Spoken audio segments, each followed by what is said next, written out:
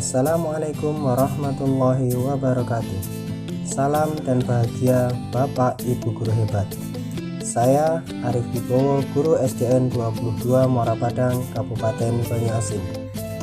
Kali ini saya akan melaksanakan aksi nyata saya pada topik 2 Kurikulum Merdeka dengan mengambil aksi menyebarkan pemahaman mengapa kurikulum perlu berubah.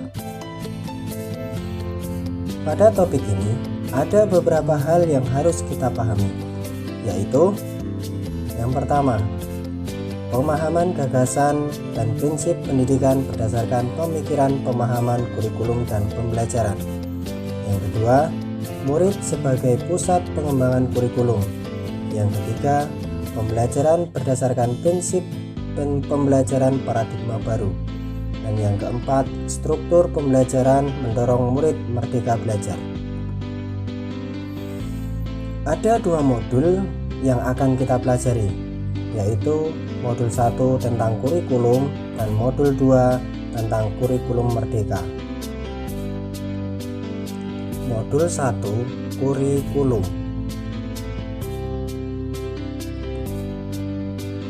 Tentang kurikulum.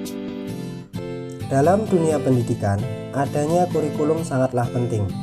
Arah dan tujuan pendidikan diatur di dalam kurikulum, sehingga dalam merancang, melaksanakan, dan mengevaluasi pembelajaran, guru akan berpatokan pada kurikulum yang dipakai di satuan pendidikannya. Lalu, apa itu kurikulum? Kurikulum merupakan panduan pembelajaran pada satuan pendidikan di mana dapat dimaknai sebagai titik awal sampai titik akhir dari pengalaman belajar peserta didik. Kurikulum itu kompleks dan multidimensi. Kurikulum dapat diibaratkan sebagai jantung pendidikan.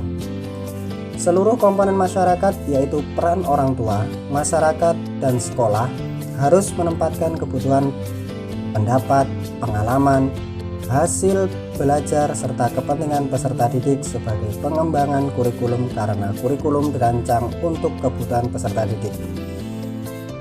Adapun komponen kurikulum menurut Ralph Taylor, yaitu yang pertama tujuan, yang kedua konten, yang ketiga metode atau cara, dan yang keempat evaluasi.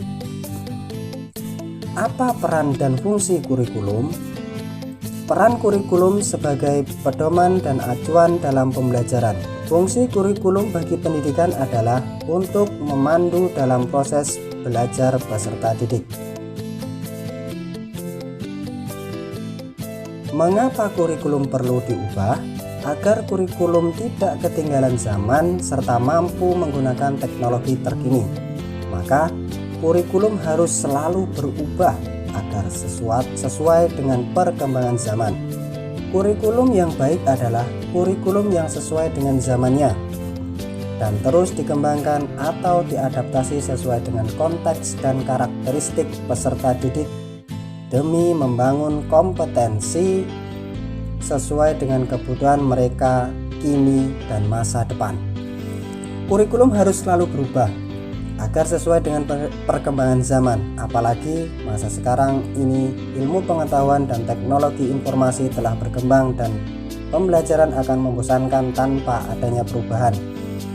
Bukankah tugas kita untuk menyiapkan para peserta didik kita menghadapi zaman yang baru, zaman yang sama sekali berbeda dengan zaman kita dulu?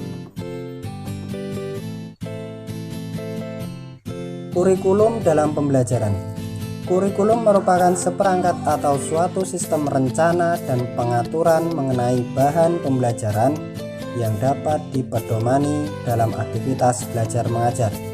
Intinya, kurikulum adalah rencana pembelajaran.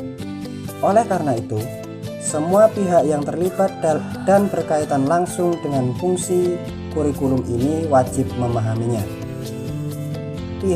Pihak seperti pelajar atau peserta didik yang menjalankan kurikulum, pihak orang tua peserta didik, guru atau pendidik, maupun pemerintah melalui sekolah maupun dinas pendidikan wajib memahami kurikulum yang sedang diterapkan. Fungsi kurikulum secara luas adalah dalam rangka untuk mencapai tujuan pendidikan. Kurikulum merupakan alat atau usaha untuk mencapai tujuan pendidikan. Tujuan pendidikan tersebut diantaranya adalah 1. Tujuan nasional atau pendidikan nasional. 2. Tujuan institusional atau lembaga atau institusi. 3. Tujuan kurikuler atau bidang studi. 4.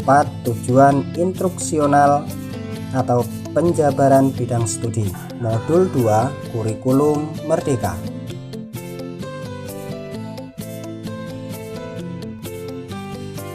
Prinsip umum pembelajaran. Apa yang perlu diperhatikan dalam menerapkan prinsip pembelajaran pada pembelajaran paradigma baru? Pembelajaran dilaksanakan dengan mengacu pada prinsip pembelajaran sebagai berikut. 1.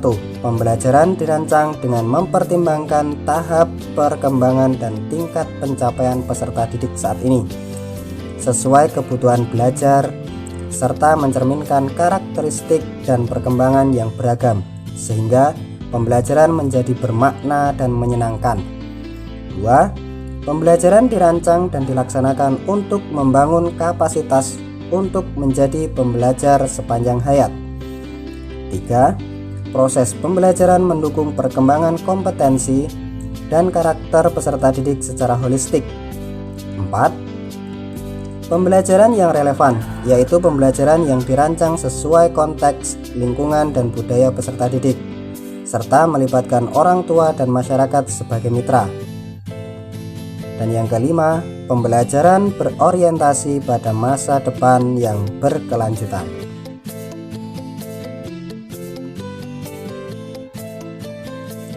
Capaian pembelajaran. Capaian pembelajaran atau CP pada kurikulum Merdeka adalah kompetensi pembelajaran yang harus dicapai peserta didik pada setiap fase, dimulai dari fase fondasi pada PAUD. Jika dianalogikan dengan sebuah perjalanan berkendara, CP memberikan tujuan umum dan ketersediaan waktu yang tersedia untuk mencapai tujuan tersebut atau fase. Untuk mencapai garis finish, pemerintah membuatnya ke dalam 6 etape yang disebut fase. Setiap fase lamanya 1-3 tahun. Berikut ini adalah beberapa contoh pemanfaatan fase-fase capaian pembelajaran dalam perencanaan pembelajaran pada kurikulum Merdeka. Pembelajaran yang fleksibel. Ada kalanya proses belajar berjalan lebih lambat pada suatu periode. Misalnya ketika pembelajaran di masa pandemi COVID-19, sehingga dibutuhkan waktu lebih panjang untuk mempelajari suatu konsep. Pembelajaran yang sesuai dengan kesiapan peserta didik. Fase belajar seorang peserta didik menunjukkan kompetensinya, sementara kelas menunjukkan kelompok berdasarkan usianya. Dengan demikian, ada kemungkinan peserta didik berada di kelas 3 SD, namun belajar materi pada pembelajaran untuk fase A, yang umumnya untuk kelas 1 dan kelas 2, karena ia belum tuntas mempelajarinya. Hal ini berkaitan dengan mekanisme kenaikan kelas atau mekanisme kenaikan kelas dan kelulusan. Pengembangan rencana pembelajaran dalam bentuk modul ajar yang kolaboratif. Satu fase biasanya lintas kelas, misalnya CP fase D yang berlaku untuk kelas 7, 8, dan 9. Saat merencanakan pembelajaran di awal tahun ajaran, guru kelas 8 perlu berkolaborasi dengan guru kelas 7 untuk mendapatkan informasi tentang sampai mana proses belajar sudah ditempuh peserta didik di kelas 7.